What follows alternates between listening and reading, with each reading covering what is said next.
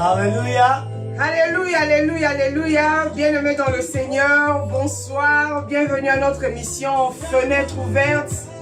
Ce mercredi, nous avons le plaisir de vous retrouver et de parler de la famille avec mon époux.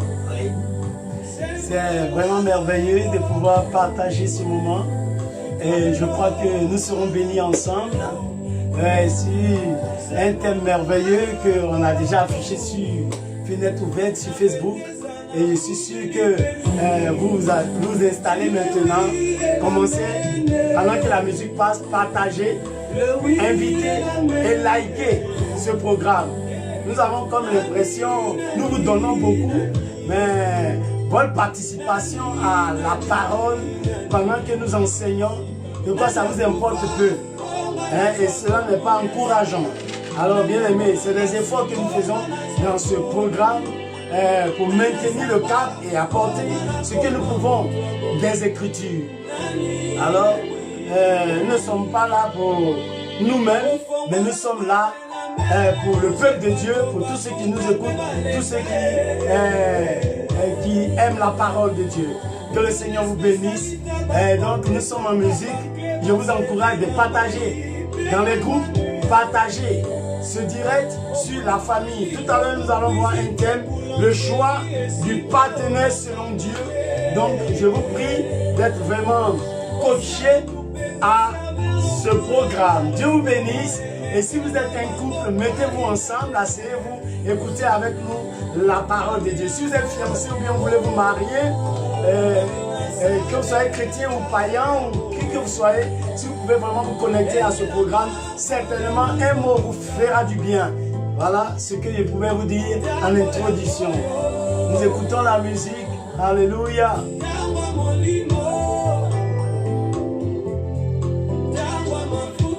J'espère que vous avez passé une bonne semaine et malgré le confinement, j'espère que tout va bien chez vous et que la première émission, l'introduction de notre émission sur la famille la semaine passée vous a fait du bien, vous a apporté un plus et vous a quand même aidé à voir les choses autrement et à pouvoir changer certaines choses dans vos familles et de revoir au fait vos fondements, de revoir au fait vos soubassements, de revoir au fait certaines choses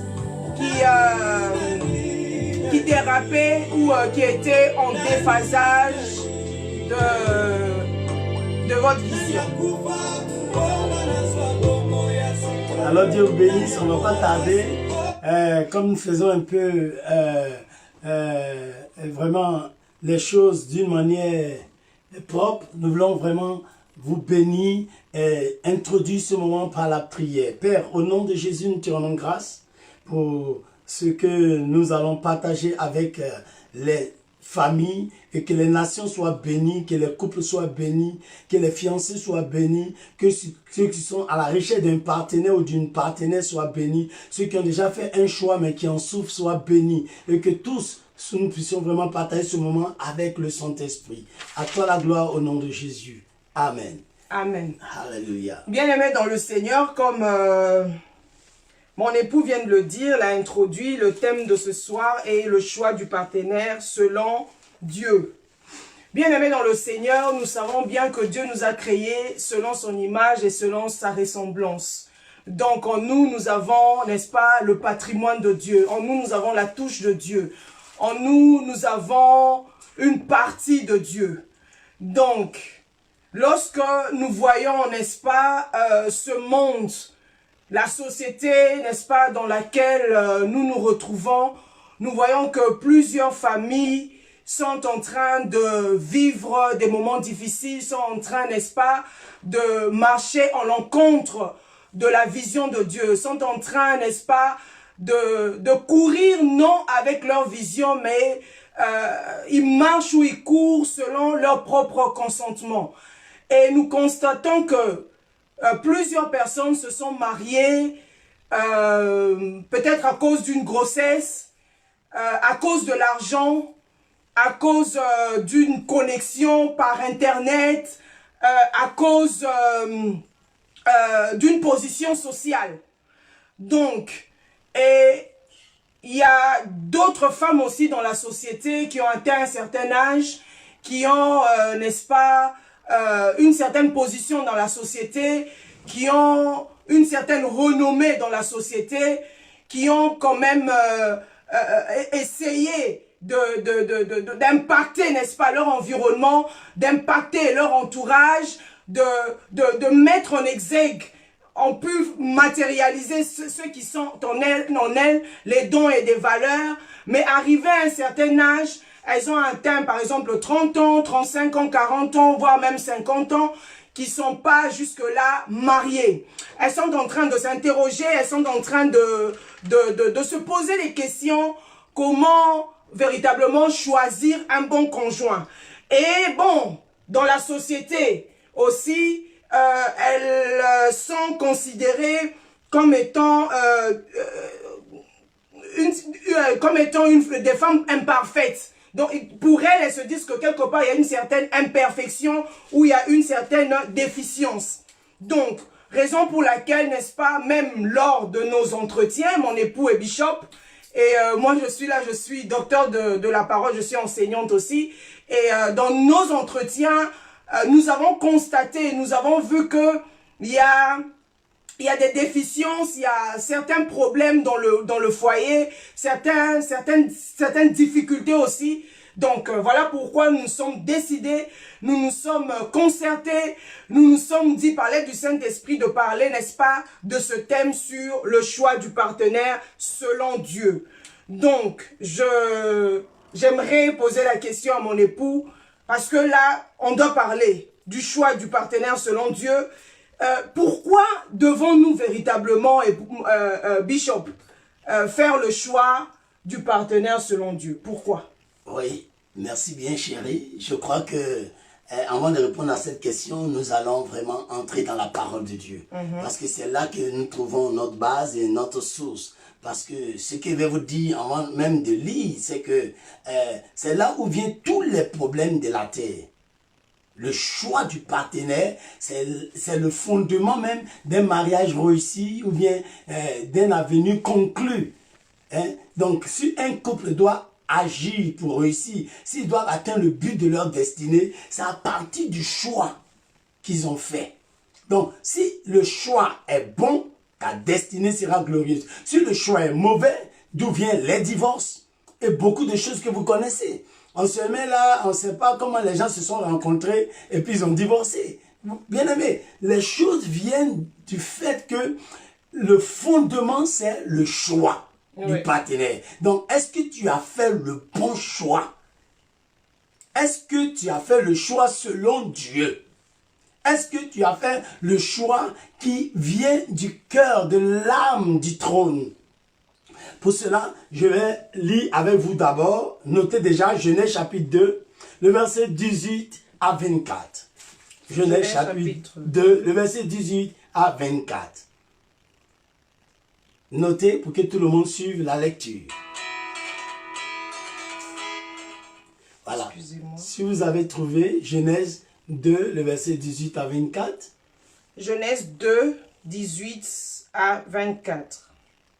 L'Éternel Dieu dit, « Il n'est pas bon que l'homme soit seul, je lui ferai une aide semblable à lui. » L'Éternel Dieu forma de la terre tous les animaux des champs et tous les oiseaux du ciel, et il les fit venir vers l'homme pour voir comment il les appellerait, et afin que tout être vivant portât le nom que lui donnerait l'homme. Et l'homme donna des noms à tous les bétails, aux oiseaux du ciel et à tous les animaux des champs, mais pour l'homme, il ne trouva point d'aide semblable à lui. 21. Alors l'Éternel Dieu fit tomber un profond sommeil sur l'homme. Il s'endormit, il prit une de ses côtes et referma la chair à sa place. L'Éternel Dieu forma une femme de la côte qu'il avait prise de l'homme, et il l'amena vers l'homme. Et l'homme dit, voici cette fois celle qui est l'os de mes os et chair de ma chair. On l'appellera femme parce qu'elle a été prise de l'homme. C'est pourquoi l'homme quittera son père et sa mère et s'attachera à sa femme et ils deviendront une seule chair. Amen. Wow. Amen. Pourquoi se trouver un ou une partenaire? Pourquoi? Pourquoi? Ok. Why? Écoutez-moi bien. Donc, trouver un partenaire parce que c'est d'abord, si vous voulez, c'est d'abord une vision divine. C'est Dieu qui dit dans le verset 18 de Genèse 2, l'Éternel Dieu, il n'est pas bon, il n'est pas concevable, recevable. Pourquoi? Parce que Dieu avait investi dans l'homme son programme. Dieu avait dit dans Genèse 1 déjà, que l'homme fait à son image devait contrôler la terre, la dominer, la sujettir, faire ceci ou cela. Donc l'homme avait un programme, il avait donc un idéal à accomplir. Mais cet homme-là ne peut pas l'accomplir dans la solitude. Donc Seul. pourquoi un partenaire? C'est pour, si vous voulez, exclure la solitude en l'homme. Homme, grand H, ou bien homme, surtout l'homme masculin.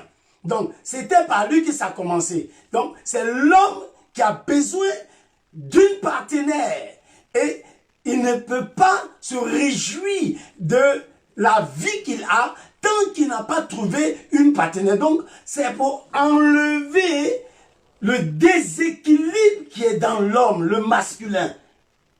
Pourquoi une partenaire? Pourquoi trouver son partenaire selon Dieu? Oui, selon Dieu, c'est que si tu n'as pas trouvé de partenaire, tu ne peux pas avoir le bonheur. Voilà. Celui qui trouve une femme a trouvé le bonheur. Donc, le bonheur, donc, se trouve même pas dans l'homme, mais ça se trouve dans la femme. Donc, il dit ici que celui qui trouve, ce qui revient à dire que on ne peut pas parler de partenaire si on ne se sent pas seul.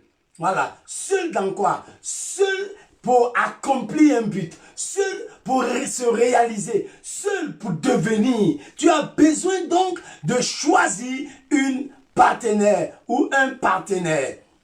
Mais ce qu'il faut comprendre, en fait, c'est l'homme qui choisit. Voici où l'état de ce monde d'aujourd'hui a trop changé les choses. Sinon, ici, on est en train de dire que l'Éternel dit, il n'est pas bon que l'homme soit seul. En parlant d'Adam, en parlant de cette poussière qu'il a utilisée pour faire l'être masculin à son image, mais cette personne était parfaite, il était complet, il avait tout, il avait le pouvoir, l'autorité, il avait la divinité, mais il était seul. Donc, ça veut dire que pourquoi un partenaire? C'est pour combler le vide, c'est pour ajuster, c'est pour apporter l'équilibre en quelque sorte à un homme. Oui, bien aimé dans le Seigneur, pourquoi il faut faire le choix? Il faut faire le choix pour apporter l'équilibre. Bien sûr, il faut apporter l'équilibre parce que Dieu a un agenda. Dieu a un canevas. Dieu a mis en l'homme tout un programme. Dieu a mis en l'homme une partie de lui. Dieu étant un esprit, et il a créé l'homme à son image selon sa ressemblance. Alors, l'homme, quand je parle de l'homme, l'homme masculin, donc, ayant une vision de Dieu, de pouvoir dominer, de pouvoir assujettir, de pouvoir proliférer, de pouvoir extensifier, n'est-ce pas, la pensée de Dieu, de pouvoir étendre la pensée de Dieu, alors l'homme doit avoir une aide à ses côtés. Il lui fera une aide semblable. Donc, une aide semblable, c'est-à-dire, cette aide doit être semblable à l'homme, n'est-ce pas, amour? Oui, oui. Doit être semblable à, c'est-à-dire à l'homme. Oui, Doit avoir... là-bas. Oui. Oui. Donc, ouais, quand on parle de solitude, c'est pourquoi Dieu parle, par exemple, d'aide. Or, aide ici parle de secours. Aide ici parle de complémentarité. Oui. Donc, il y a un manque dans l'homme, dans le masculin. C'est pourquoi il lui faut une partenaire. Parce que il y a des gens qui disent, moi, il n'y a pas besoin de femmes pour vivre. Il n'y a pas besoin, de mariage. Il n'y a pas besoin de... Donc, tout c'est, j'ai pas besoin là. C'est parce que tu ne portes rien de Dieu en toi pour accomplir. Sinon, si quelqu'un a un programme de Dieu en lui, comme mon épouse le disait, tu es obligé de chercher une partenaire. Parce qu'il a dit ici que Dieu a mis l'homme dans le jardin d'Éden. Mais il lui a donné le travail. Il a nommé tous les animaux. Et il a nommé le bétail. Il a nommé les oiseaux. Mais pour l'homme, mais le masculin ne trouvait pas d'être semblable à lui. Donc, il ne pouvait pas accomplir ce pour lequel on l'a mis dans le jardin. Il lui fallait cette aide, ce secours. Hein? Donc, ce qu'il veut faire ressortir encore, pourquoi? Donc, le partenaire, c'est parce que il y a un manque en toi qu'il te faut une partenaire. Une partenaire, c'est parce qu'il y a un manque. Donc, si tu te sens complet, plus complet que Adam, donc l'homme masculin, mais alors reste comme ça. Mais si tu te sens incomplet, parce que, regardez, cette solitude-là, il a senti quand le péché n'existait pas, s'il vous plaît. Il n'y avait même pas de mal sur la terre. Personne n'avait fait encore une erreur. Mais où est venue cette solitude-là? Ouais, donc c'est parce que Adam ne se retrouvait pas. Donc un homme normal, je parle d'un homme normal, je ne parle pas de vous tous. Je parle de ceux qui ont une conscience pour dire que maintenant, j'ai un but à accomplir sur la terre, il me faut une aide. Il me faut un partenaire. Oui, mais il lui faut une partenaire. Donc, un homme, il lui faut une partenaire. Ça, c'est une très bonne chose parce que il a une vision, il a un plan, il a un canevas. Mais ça lui demande quand même le comment. Comment doit-il, n'est-ce pas, trouver cette partenaire? Parce que actuellement, on voit la manière dont il y a les réseaux sociaux. Il y a des relations, il y a des pistes, il y a d'autres qui branchent telle femme à un tel homme, il y a d'autres qui cherchent leur partenaire sur les réseaux sociaux, il y a d'autres qui vont par exemple dans des boîtes de nuit pour se trouver, n'est-ce pas, un partenaire ou une partenaire, il y a d'autres qui n'arrivent pas, n'est-ce pas, à faire le choix. Ils se demandent, ils sont dans le questionnement, ils se demandent en se disant que oui, mais je vais bien me marier, j'ai un canevas, j'ai un plan, je suis prêt, j'ai du boulot, voilà, j'ai du boulot, je veux maintenant, je suis prêt à m'engager, mais certaines personnes ne savent pas faire le choix. Oui. Ben, comment faire le choix selon Dieu? Voilà. Pas selon ce monde, Voilà. mais selon Dieu. Selon Dieu, donc je peux, je crois, comprendre quelque chose. Ça, on peut dire que c'est dans la création. Mais avant de toucher cela, comme on est quitté dans pourquoi, et qu'on est entré maintenant dans comment trouver son partenaire ou sa partenaire. Comment trouver l'homme ou la femme de ma vie, par exemple. Voilà. Donc, il est dit ici que Dieu a pris une côte de l'homme et il a refermé la chair à sa place. Il a envoyé. Comment Adam a retrouvé une partenaire? On voit que il a retrouvé dans l'os de ses os et chair de sa chair. Waouh! Adam a retrouvé dans l'os de ses os la chair de sa chair. Donc il dit, ah, voici cette fois celle qui est os de mes os, chair de ma chair. Or, quand on parle de l'os, on parle de ce qui est durable. Ce qui a de la durabilité, ce qui est éternel, ce qui fonctionne pour toujours. Donc, c'est pourquoi quand un corps humain tombe en terre, qu'on enterre, et qu'il pourrit, et qu'il disparaît, et qu'il devient la poussière, le sable, comme on le dit, vous allez voir que son squelette reste. Ses os sont presque éternels. Vous pouvez trouver des gens on a trouvé les os de certains pharaons, de certaines entités, après 4000 ans, 6000 ans, 20 000 ans, si vous voulez. Pourquoi? Parce que l'os est éternel. Donc, pour trouver son partenaire, Adam dit, regardez bien le texte, le verset 23, Et regardez bien le verset 23. Ce n'est pas moi qui le dis. Et l'homme dit, voici cette fois celle qui est l'os de mes os et chair de ma chair. De mes os. Ouais, on l'appellera femme. Femme, parce qu'elle a été prise de l'homme. Oui. Ok. Ouais, Adam met d'abord il met d'abord l'os avant la chair. Il met l'accent sur l'os de ses os. Maintenant, il dit chair de ma chair. Donc, pour trouver donc son partenaire, comment trouver une partenaire? Il faut t'assurer que tout fonctionne bien en toi et que c'est ses os qui t'intéressent. C'est ce qui est durable dans la personne. C'est comme ça qu'on prend, c'est comme ça qu'on choisit. Donc, il a choisi cette femme. Il dit, ah, on l'appellera femme. Ça, là, je préfère parce que c'est l'os. Donc, l'os, par exemple, peut signifier l'amour, des sentiments durables. L'os peut signifier l'unité, la vérité, la véracité. L'os peut être l'intégrité. Donc, quand tu vois certains critères, certaines choses, donc, il dit, en la prise de moi. Ça veut dire quoi? Donc, lorsque Adam a trouvé dans la femme qui venait de voir, sont les éléments qu'il portait. Oui, il portait donc quelque chose. Donc, pour trouver une femme, donc pour choisir une partenaire, il faut voir que c'est les éléments qui sont en moi que j'ai vu en elle. Donc, les éléments qui sont en l'homme, en Adam, il a qui ont permis, n'est-ce pas, à Adam de pouvoir trouver Ève. Oui. Donc, ce sont ces valeurs intrinsèques qui sont en Adam, qui ont permis à ce que Adam puisse trouver, n'est-ce pas, sa partenaire. Donc, pour ne pas oublier, la chair de ma chair, ça parle des choses secondaires. Ouais. Donc, je ne peux pas trouver une partenaire en regardant sa beauté, sa partie charnue, regarder sa taille, regarder le dehors. Tu vois, Adam a mis l'os avant la chair. Et ce qui fait que les gens ne trouvent pas les partenaires de valeur, c'est parce qu'ils mettent la chair, ils mettent la beauté.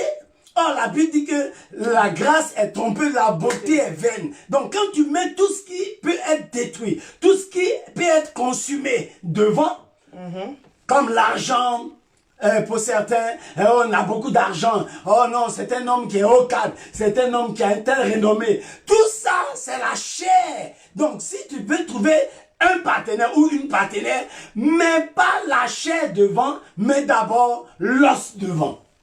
Il faut mettre d'abord l'os devant. Moi, je dirais ceci. Je dirais que, comme on a dit au début, que Dieu met en l'homme la responsabilité. Donc, l'homme doit au préalable avoir une vision. Je donne un exemple. Je vais l'illustrer par un exemple. Une personne qui est appelée, par exemple, à être un architecte. Donc, tu as une vision. L'os peut parler de la vision. Donc, ta vision, c'est-à-dire, c'est ce qui est en toi. C'est quelque chose qui est intrinsèque. C'est quelque chose que Dieu a mis en toi. C'est-à-dire ton homme intérieur, ton agenda, le soubassement de ta vie, le fondement de ta vie. Donc, Dieu te dit, par exemple, Dieu met en toi que tu dois être ou devenir un architecte. Ta vision, ta vocation, ton appel, c'est d'être un architecte. Donc, tu dois pouvoir retrouver ça dans cette femme. Donc, tu dois pouvoir, en tant qu'homme, tu dois pouvoir retrouver, n'est-ce pas, les valeurs ou les qualités, ou je sais pas moi, les valeurs que toi, tu incarnes, que tu as, que tu transportes, que tu pourras les trouver, le retrouver chez cette femme-là. Et vous deux, lorsque vous mettez ensemble, l'homme quittera son père et sa mère, s'attachera à sa femme, les deux deviendront une seule chair, c'est-à-dire, vous vous mettez ensemble, vous devenez une seule chair, vous vous mettez ensemble pour bâtir. Cette femme, elle vient, elle est une aide, elle vient comme un secours. Toi qui es un homme qui a la vision en tant qu'architecte, ça c'est un exemple que je donne, tu es appelé à être un chef d'entreprise ou un entrepreneur. Donc, tu dois trouver, n'est-ce pas, l'os de tes os. Parce que cet os qui est avec, enfin, lorsque Dieu a pris en Adam, et il s'en est servi pour créer Ève, donc, cette femme doit être compatible, doit remplir, n'est-ce pas, tes critères. Elle doit apporter quelque chose de plus. Elle est une aide. Elle vient avec une certaine complémentarité. Elle vient implémenter, n'est-ce pas, ton projet. Elle vient apporter ce qu'elle est là. Parce que lorsque Dieu a enlevé l'os, Adam n'était plus complet. Donc, lorsque Ève vient vers Adam, les deux forment une seule chair, ils deviennent complets. Voilà. Ça veut dire même, quand, pour compléter cette affaire, ça veut dire que ce que Adam représente, ce qu'il veut être, donc, et ce qui manque, la pièce de rechange, si vous voulez, se trouve dans la femme. Mais tu ne vas pas aller prendre une femme parce qu'elle est belle, elle est grande de taille, elle est ceci, c'est une miss, elle est ceci, c'est une femme qui parle bien, et tout ça, c'est bon. Ou bien non, cet homme-là est beau, et c'est un homme qui est vraiment apprécié de toutes les femmes. Tout ça, ce n'est pas ça qui doit primer. C'est que j'ai les pièces de rechange pour cet homme. Donc, en tant que femme aussi, tu n'es pas obligé d'accepter un homme qui veut te prendre pour partenaire. Est-ce que toi, tu es sûr de pouvoir combler le vide qui est en lui? Est-ce que quand il te regarde, tu as les os, tu as les clés pour lui? Parce que l'os de mes os veut dire que en remplacement de la chair que j'ai maintenant ici, le vide qui est en moi, Adam, cette femme a donc les ressources.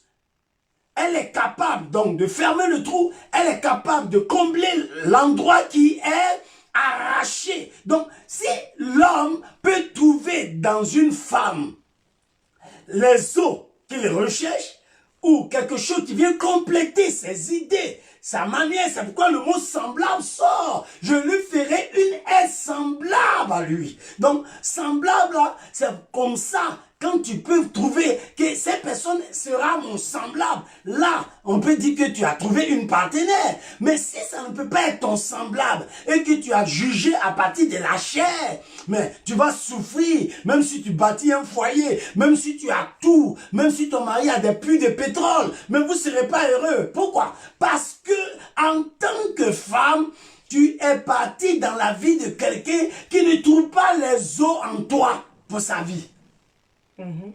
Mais plutôt, c'est la chair qui vous a rapproché. Maintenant, quand il y a des problèmes, quand il y a des difficultés, quand il y a des épreuves dans votre vie, c'est les os là qui tiennent, c'est pas la chair qui tient. Et maintenant, il n'y en a pas d'os pour pouvoir aider cet homme à s'accomplir, aider cet homme à se remplir. Sur cette terre, en ce moment-là, il y aura des problèmes dans votre ménage, dans votre couple. Parce que tu n'as pas les os. Tu lui as présenté la chair, ou bien il a été attiré par la chair. C'est pourquoi vous allez remarquer que quand vous lisez Genèse 24, c'est très long, mais je vais expliquer l'histoire. Du verset 1 à 67, il est question d'Isaac. Quand Isaac a eu Rebecca comme femme, vous allez remarquer quelque chose. La Bible nous dit que Isaac était en train de méditer dans les champs.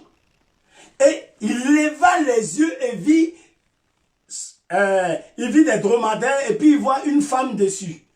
Tu vois? La femme a dit, mais qui est celui qui vient? Elle dit que c'est celui dont on t'a parlé. Aussitôt, elle couvrit son visage. Ça veut dire quoi? Ça veut dire qu'il a trouvé cette femme qui va venir le consoler de la mort de sa mère. Ouais, donc si quelqu'un va prendre une femme et qu'il ne trouve pas en elle la consolation, la restauration, la restitution, ce qui est perdu en Adam là, c'est Ève qui est venue lui redonner ça. C'est très important. Donc, ce qui est perdu dans l'homme, il faut que sa partenaire ait ça comme solution, comme conseil, oui, comme mais bénédiction. oui, amour. Ça, c'est la manière dont tu expliques les choses, c'est très bien. Mais bon, moi, je dirais ceci, je veux...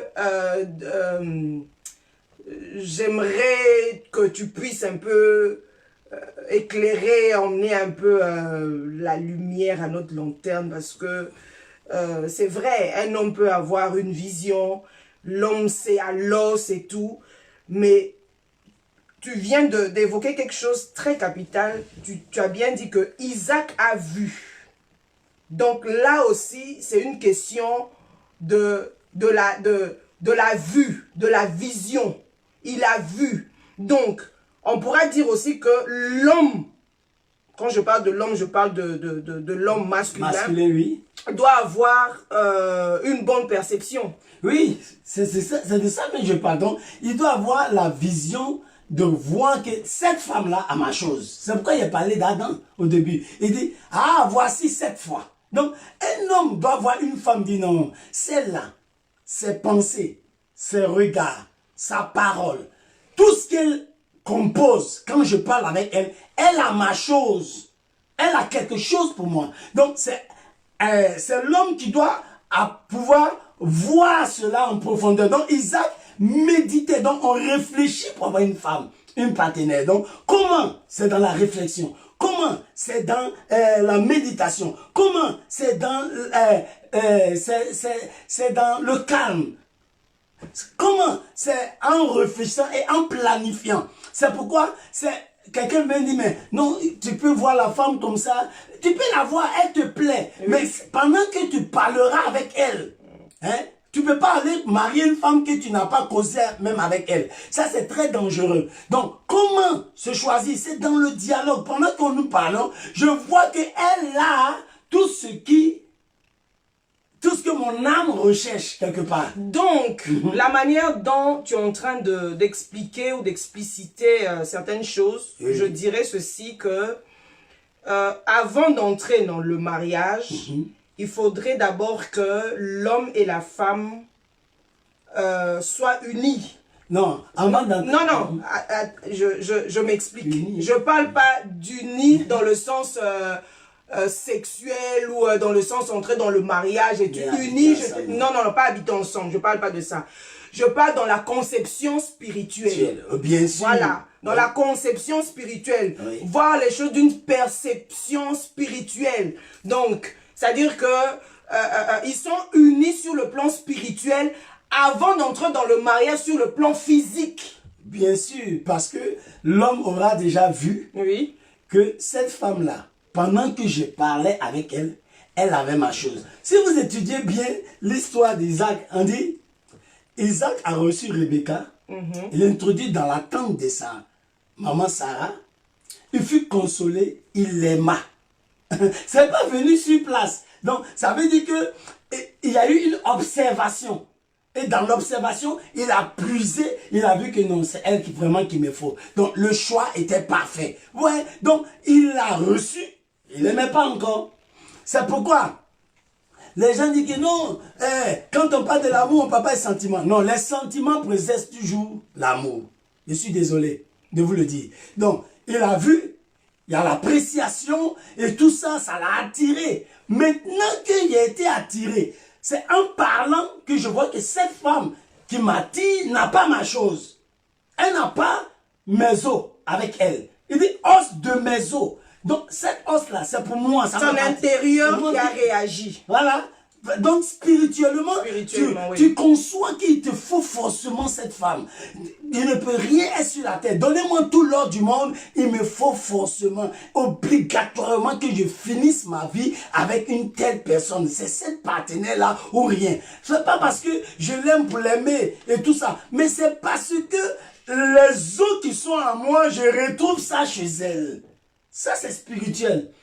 Vous voyez que l'os est caché dans la chair. Mais pourquoi Adam, lui, peut voir l'os? Pourtant, on ne voit pas l'os à l'œil nu.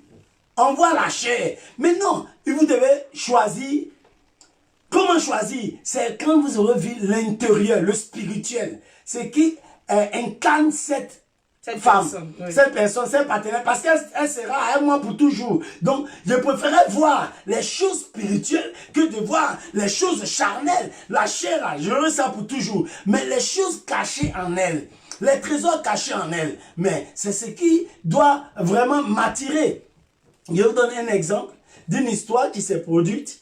Il y avait quelqu'un qui devait se marier. Il avait une belle femme dans une église, et il a pris la femme.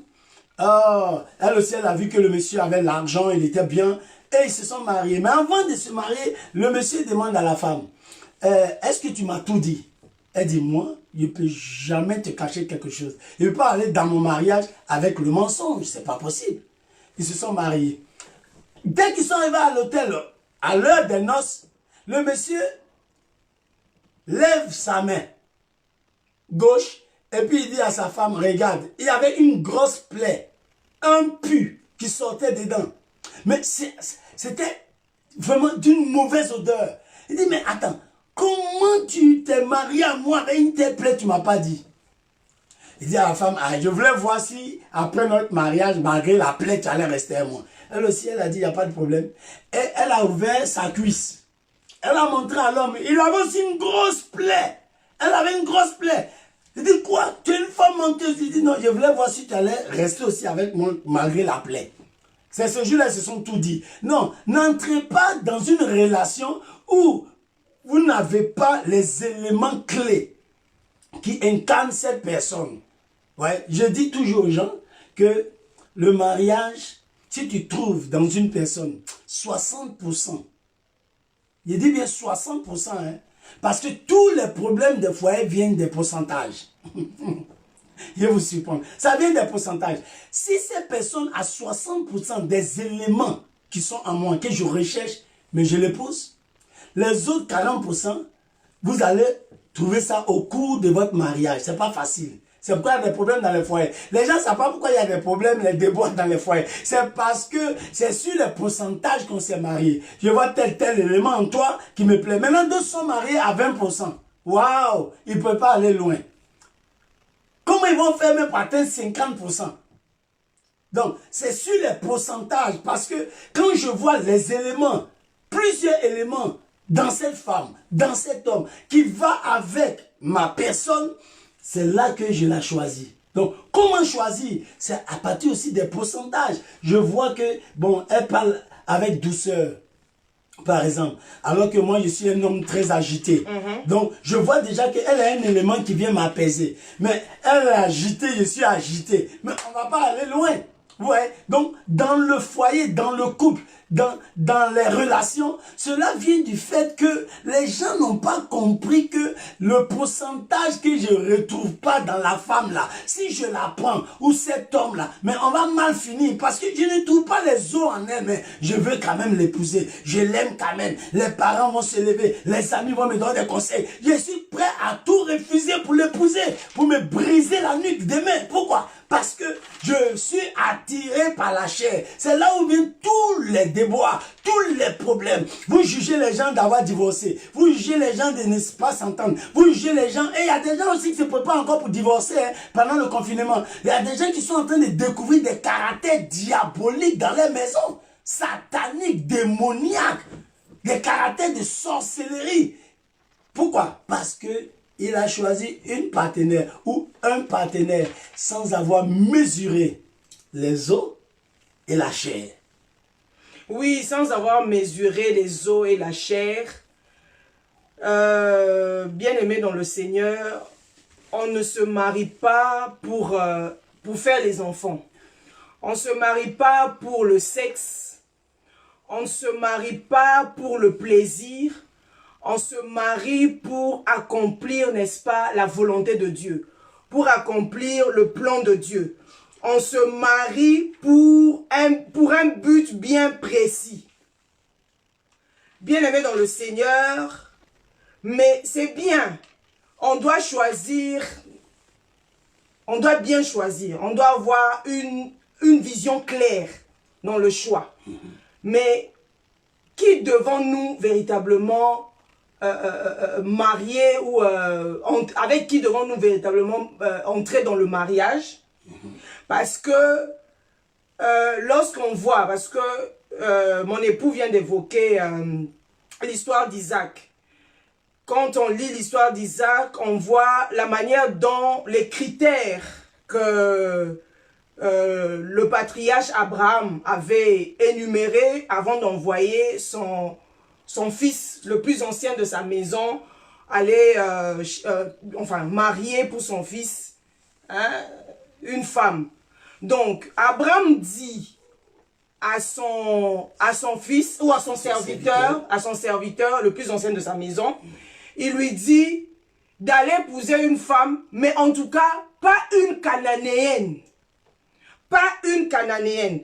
Est-ce que la croyance, la culture, l'éducation ou le background d'une personne peut faire obstacle dans le choix du mariage ou dans le choix d'un partenaire? Oui, bien sûr, merci bien, chérie. Il y a quelque chose que vous devez comprendre. Quand Dieu parle à la création, il parle des semblables. Ouais. Donc, ça veut dire que la personne qui veut choisir doit être semblable à mes pensées. Donc, qui choisit? Elle doit être semblable à ma manière de comprendre les choses. Elle doit pouvoir entrer dans mon esprit. Il y a des gens même qui disent, avant qu'elle parle, oh, je connaissais que mon mari allait dire ça. Ou ma femme allait dire ça. Pourquoi? Parce qu'ils sont liés dans l'esprit. On ne choisit pas n'importe qui. Donc, le serviteur d'Abraham devait aller dans sa famille. Qu'est-ce que ça veut dire? Dans sa famille, parce qu'il croit que les femmes de sa famille, de sa patrie, sont bien éduquées. C'est selon... Ouais, donc, Abraham a mesuré tout ça. Ce n'est pas affaire de famille, non. Il y a un lien de sang. Il y a quelque chose que quand Isaac va voir, ça va l'attirer. Parce qu'Abraham vit loin. Et puis, il vit une femme de sa famille. Il va dans ma famille. Qui ont la même éducation. Voilà. Même éducation, même compréhension. Il y a des gens qui veulent se lever pour marier n'importe qui. Non. Je n'ai pas marié quelqu'un, et puis moi, mes enfants sont dans la Rose-Croix, et puis l'autre aussi, elle dit que non, les enfants doivent être de telle religion. Souvent, vous mélangez trop les choses. C'est pas comme ça. Dieu parle de semblable. Semblable dans votre réflexion. Semblable dans votre langage. Semblable dans votre marche. Semblable dans tout ce que vous faites. Donc, qui je vais choisir? Je ne peux pas choisir quelqu'un qui ne sera pas semblable à moi. Mais, qui ne sera pas semblable, parce que j'ai bien énuméré la culture. Bon, je dis par exemple, moi je suis congolaise d'origine, je dis, ah, je suis Louba, je suis Kassaïenne, et je dois aller par exemple, un Kassaïen doit aller épouser un Ivoirien, la culture. Il y a une certaine, il y aura une, incompatibilité, où il y aura, ça mettra un certain retard dans le mariage et tout, ou voilà. Voilà, donc il faut être clair dans ce domaine et tout, parce que bon, il y a certaines personnes... Oui, non, ce n'est pas... La culture peut être un handicap dans le choix ou ça se passe comment? La culture ne peut pas souvent être forcément un handicap. Pour certaines personnes qui sont liées à leur culture, ils ont un problème. Or, la culture, on dit selon Dieu. Selon Dieu, il y a une culture dans l'homme. Adam n'avait pas de famille, d'ethnie. Adam ne parlait pas, par exemple, le Bété, le Djoula, ou bien le Louba, ou bien ne parlait pas le Quinois, non, Lingala. le Lingala, quelque chose comme ça, non. Ouais, donc, la culture peut être là, oui. Mais comme j'ai dit, on se marie sur des pourcentages. Je vois que ton éducation, je vois que tes regards, je vois que les choses que mon âme attend, je m'en fous de ta culture, vont s'associer à ma manière de penser. Ça, c'est très important. Donc, maintenant, les 40%, comme tu as jugé, tu as vu, 60% dans votre relation, tu dis, mais ça, ça peut marcher. Maintenant, le reste, la culture, le langage, l'éducation, le passé. Voilà, tout ça là, c'est des choses qu'on règle avec les autres pourcentages. On arrive à s'entendre sur beaucoup de choses pendant que nous marchons ensemble, pendant qu'on est dans le foyer. On ne peut pas tout avoir pour entrer, par exemple, dans un couple. C'est pas possible. Donc, ce qui est prioritaire, c'est de regarder dans la même direction. Voir les choses d'une manière spirituelle. Se focaliser sur les objectifs ou sur le but que Dieu vous a, que Dieu vous a assigné, c'est ça? Pour ne même pas oublier, regardez qui on doit marier. Regardez, il y a des femmes qui prennent la peine pour marier des gens qui les frappent, par exemple. Quelqu'un qui ne me respecte pas, qui m'insulte. Ça veut dire que le pourcentage même n'est même pas encore atteint. Tu vois? Donc, il y a des choses que vous devez vraiment ouvrir les yeux pour voir. Est-ce que moi, je suis une femme, je veux quelqu'un qui bat, qui va me battre dans le foyer? Est-ce que je suis un homme? J'ai besoin d'une femme qui me mal là-dessus, qui m'insulte devant mes amis. Ou qui me méprise parce qu'elle a plus d'argent que moi. Par exemple. Donc, c'est toutes ces choses-là, quand tu as fini de voir, tu dis, ça, je peux supporter. Et puis, tu rentres dedans. Tu rentres dans le mariage. Tu rentres dedans. Mais tu dis, ça, je ne pourrais pas supporter. Donc, je ne m'engage pas à me faire frapper. Tu es déjà avec quelqu'un pour lequel vous êtes en train déjà de penser ou parler. Et cette personne, tu remarques toi-même que cette personne rentre vers 2 heures du matin, c'est là qu'elle t'appelle pour te saluer. Mais toi, mais il faut comprendre.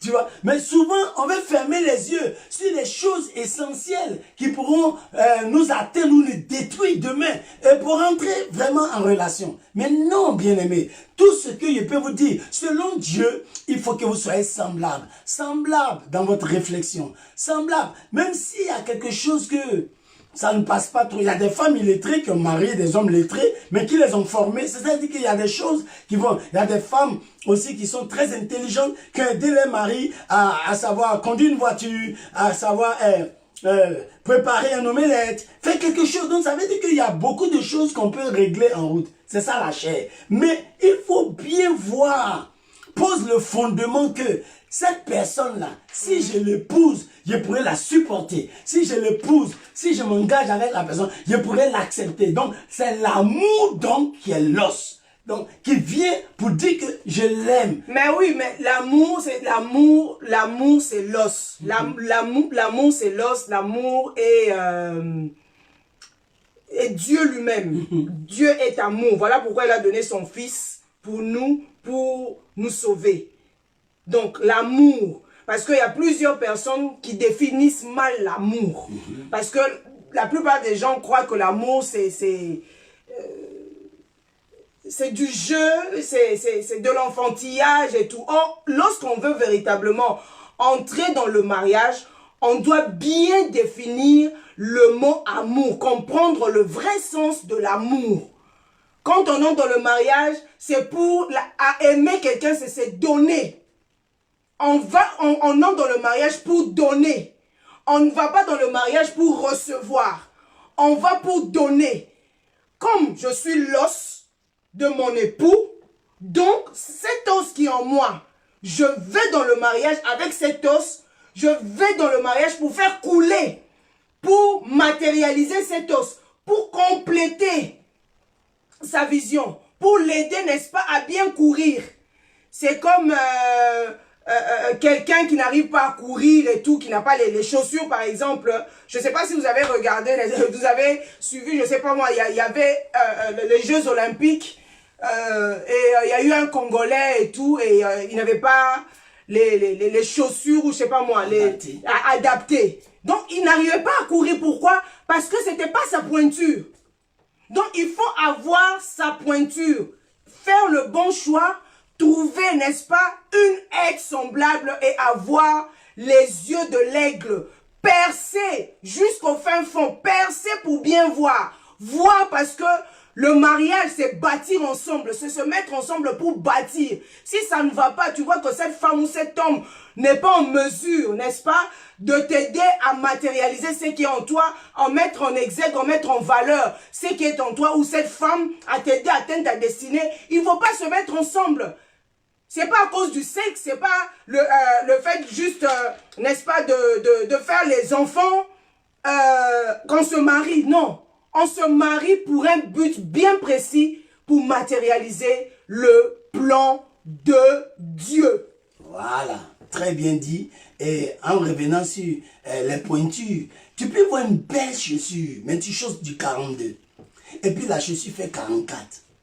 Elle est belle, mais c'est pas pour toi. Ouais. Quand quelqu'un a trouvé sa vraie pointure, vous verrez qu'il ne peut pas commettre même l'adultère. Il ne peut pas tromper. Il ne peut pas mentir. Parce qu'il a déjà chaussé. Donc si il trouve une femme au dehors qui veut le charmer, ça ne passe pas. Pourquoi? Il refuse de s'associer. Ce n'est pas ma pointure. Si tu étais ma pointure, tu seras dans le foyer avec moi. Tu n'es pas ma pointure. Donc il y a beaucoup d'erreurs que les gens commettent. Et puis qui disent que non, quand vous voyez les gens qui sont polygames, ils veulent plusieurs femmes, c'est parce qu'ils n'ont pas encore trouvé l'os de ses os. Parce que ce n'est pas sur la base sexuelle qu'on se marie. C'est sur la base de qui a ma chose, qui est né pour compléter ma vie, avec qui je vais réussir, avec qui je serai stabilisé sur cette terre. Dieu m'a mis dans ce monde, mais à qui je dois m'attacher? C'est avec celle qui sera semblable à mes idées, à ma compréhension des choses, à mes valeurs.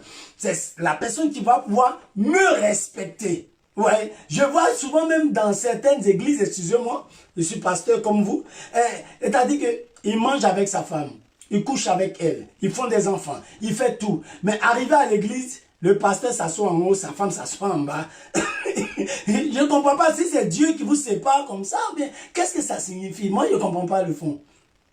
Donc, vous êtes un couple, sauf chez Dieu, sauf dans la maison de Dieu. Vous voyez qu'il y a beaucoup de choses que la culture nous a mal donné, imposé, nous a inculqué des valeurs qui ne sont pas pour notre maison, pour notre couple. Bien aimé, c'est pourquoi j'aime bien quand Dieu dit, l'homme quittera. Tu dois quitter la culture, la manière de tes parents. Regardez, tu peux te marier. Moi, je sais que quand il est l'heure, c'était tous les 16 heures que mon papa mangeait. Hein? Mais quand il est l'heure, la nourriture est déjà là. Ouais. Donc, maintenant, mon papa, c'est que quand il va, la nourriture est là. Quand il rentre à la maison, il dit, il voit que la table est déjà faite. Ok. Maintenant, toi, tu viens te marier avec la technique de ton père. Non, ça marche pas. Ça ne marchera pas. C'est pourquoi l'homme doit quitter la manière de penser et bâtir son propre royaume avec sa femme. Donc, qui tu dois prendre comme partenaire? C'est une personne avec laquelle tu bâtiras ta propre vie. Votre langage, vos manières. C'est pourquoi beaucoup de foyers et de partenaires souffrent, de couples souffrent, parce qu'ils comparent même son foyer au voisin, ou à son oncle, ou à son grand frère. Il a acheté telle voiture pour sa femme. Donc, ouais, donc les gens ne se marient plus parce qu'ils ont compris qu'ils ont quelque chose à partager ensemble éternellement. C'est pourquoi, regardez, ils ont dit, dans la Bible, ils ont demandé à Rebecca, veux-tu partir avec cet homme? Ça doit être un choix, bien aimé. Vous devez faire très attention. C'est pas parce qu'on a donné la dot, mon père encore est retourné. On dit, veux-tu aller avec cet homme? Et elle dit oui. Lisez bien le texte, c'est tellement long, je ne veux pas le lire ce soir. Veux-tu aller avec cet homme? Veux-tu t'engager? Donc, c'est une affaire de choix. Donc, il faut savoir avec qui tu t'engages. Elle ne connaît même pas l'endroit, mais elle a vu la dot, elle a vu les choses, elle dit, elle veut s'engager. Alors que c'est très important. Les critères, qu'on dit qui doit marier, c'est que ça énumère des critères. Hein? Qui doit marier? Est-ce qu'il va marier une femme que tu allais trouver en boîte de nuit? Tu as pris quelqu'un en boîte de nuit, tout le monde a couché dans la boîte, toi tu prends venir ta femme. Mais tout le monde a couché avec cette femme et tout, qui a été prostituée. Et puis, l'homme se décide d'épouser cette femme.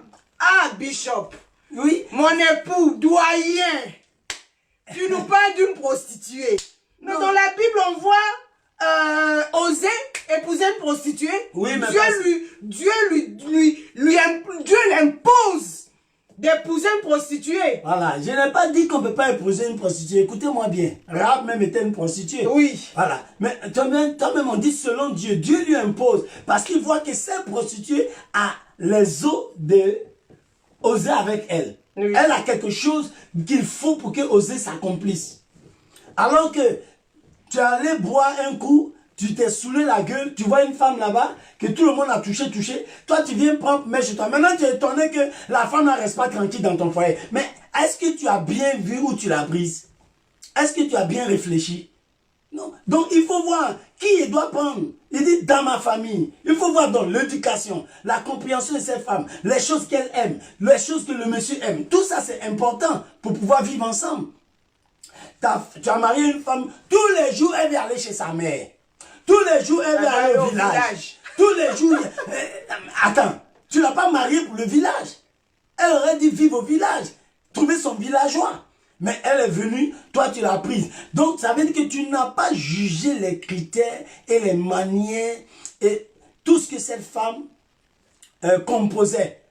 Est-ce qu'elle entre vraiment dans ton langage, dans tes manières. Il y a des gens qui sont mariés, je connais un monsieur qui était vraiment, il était avec sa femme, mais il avait un seul problème. Toujours, tout ce qu'il doit faire, il faut qu'il consulte sa grande sœur. Mais fallait marier ta grande sœur avant d'entrer dans le foyer.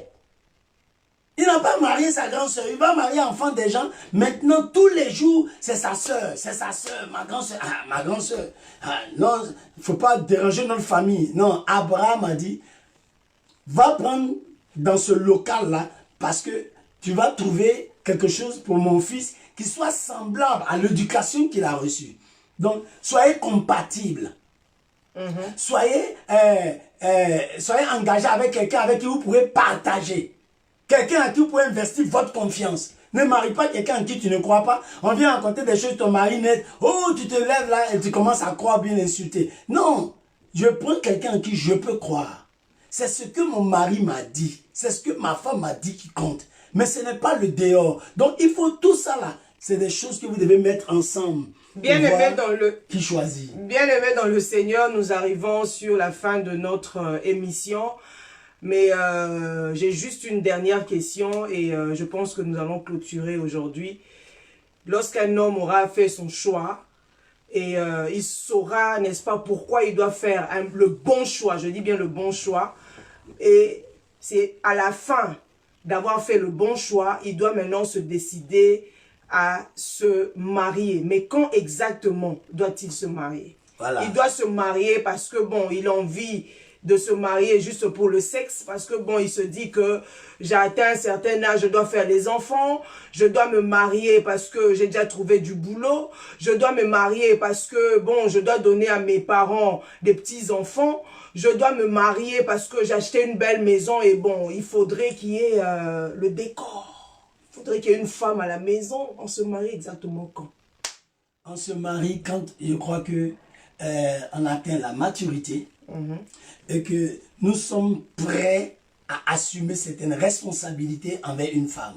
On se marie parce que on trouve que c'est le temps qui est arrivé pour que l'agenda et le programme de ma vie puisse maintenant être déroulé. Mais c'est pourquoi il a dit l'homme quittera. Si tu n'es pas prêt à quitter, parce qu'il y a des gens qui sont mariés mais ils n'ont pas encore quitté leur famille, ils n'ont pas encore quitté leur déboire, leurs amis. Hein? Et donc, lui, le mariage, c'est mes amis, mes amis, mes amis, mes amis. Pourquoi? Donc, la Bible nous dit que l'homme quittera. Donc, on se marie quand on a la capacité de quitter. On est capable de quitter et s'attacher. S'attacher, si tu peux t'attacher, tu peux te lier à ta femme. Là, on peut dire que c'est le temps. Mais tu ne peux pas te marier ou savoir quand il faut te marier, c'est quand je suis prêt à m'attacher. Vraiment. Ça, c'est très important. On dit, je suis prêt à quitter, mais à m'attacher. Donc, tu peux te marier, mais vous êtes dans le foyer, et puis chacun a ses petits couloirs qu'il cache. Ça, c'est pas un mariage, ça. C'est un endroit frauduleux. Hein? Ça veut dire que vous portez des masques dans votre propre maison. Non, c'est pas comme ça que ça se passe. Vous devez être transparent. La Bible dit, Adam et Ève, l'homme et la femme étaient tous deux nus et n'en avaient point honte. Quand il faut se marier, c'est quand je peux montrer ma nudité, quand je peux être transparent, vrai. Je peux être clair. Et Adam s'est marié quand il avait un jardin. Il ne peut pas me marier, me lever comme ça, et puis maintenant être à la charge des autres.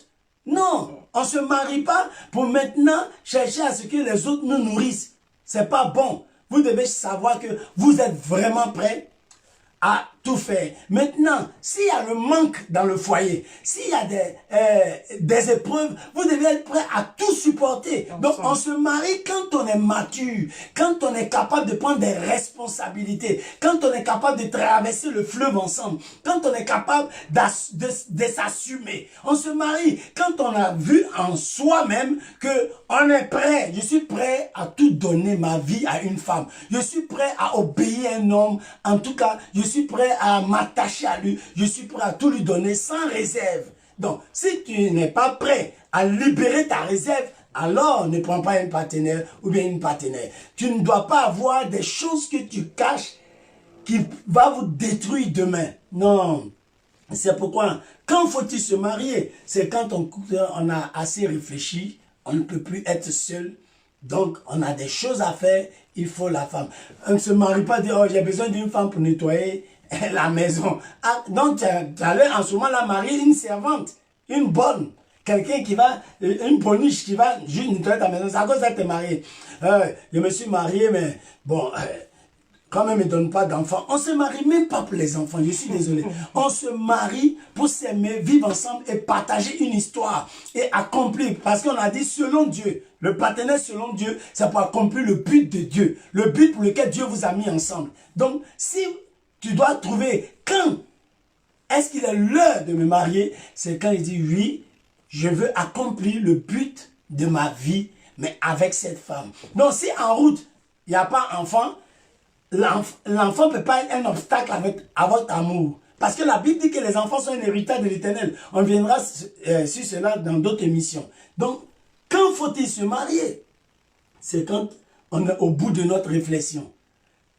Quand faut-il se marier? C'est quand on trouve que nous avons les aptitudes, nous avons tout ce qu'il faut pour rendre une femme heureuse, pour rendre un homme heureux. Quelqu'un peut venir te solliciter, te marier, mais dis-lui que oui, vraiment, je ne suis pas prête. Et puis, il dit, mais pourquoi tu n'es pas prête? Moi, je t'aime, je vais te marier, je vois que tu es une bonne femme. Ah, mais je ne sais pas préparer.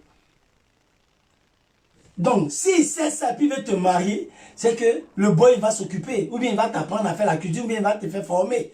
Mais, faut pas montrer aux gens que tu es prêt alors que tu n'es pas prête, ou bien tu n'es pas prêt, pour assumer tes responsabilités dans le couple. Bien-aimés dans le Seigneur, nous sommes arrivés à la fin de notre mission. On se marie pour atteindre un but, pour matérialiser, n'est-ce pas, le plan de Dieu. La Bible dit, il n'est pas bon que l'homme soit seul. Moi, je dis toujours, il est bon que l'homme soit seul aussi. Il est bon que l'homme soit seul. Quand je parle de l'homme, je parle de l'homme avec H majuscule, donc de la femme et de l'homme en tant que sexe. Donc, quand l'homme n'est pas encore prêt pour se marier, il faut attendre. Il faut se préparer. Il faut connaître les réalités du mariage. Parce que lorsqu'on se met ensemble, c'est pour bâtir. C'est pour regarder dans la même direction. Le mariage n'est pas pour les enfants. Le mariage n'est pas pour les gamins. Le mariage n'est pas pour les plaisantins. N'est pas pour des aventuriers. N'est pas pour faire des aventures, non. Le mariage, Dieu met deux personnes ensemble pour un but spirituel, pour un but divin. C'est ça, le but véritable, le but ultime, n'est-ce pas, du mariage. Bien-aimés dans le Seigneur, je pense que nous sommes arrivés à la fin de notre émission et nous nous retrouvons la semaine prochaine. Je demanderai à papa de clôturer cette émission. Nous nous retrouvons la semaine prochaine. Que le Seigneur vous bénisse et n'oubliez pas que mercredi prochain, nous parlerons spécialement sur un mariage réussi. Nous parlerons sur un mariage réussi la semaine prochaine. Que Dieu vous bénisse. Nous nous retrouvons la semaine prochaine. Bye bye. La grâce soit sur vous. Laissez-moi faire cette prière. Et demain, fenêtre ouverte continue avec la servante de Dieu, Dr Ginette, qui nous prêchera la parole de Dieu parce que demain c'est jeudi. Père, je vais te rendre grâce de nous faire du bien et que ces petits moments puissent restaurer des vies, des cœurs, des âmes, des foyers, des partenaires, des couples. Et que tous ceux qui, oh Dieu, veulent choisir, choisissent selon ta parole. Choisissent après avoir médité sur qu'est-ce que Dieu veut pour moi. Oh Dieu, exauce donc cette prière et bénis ton peuple au nom de Jésus. Amen. Amen. La grâce soit sur vous. Soyez bénis. À demain. À demain. Bye bye.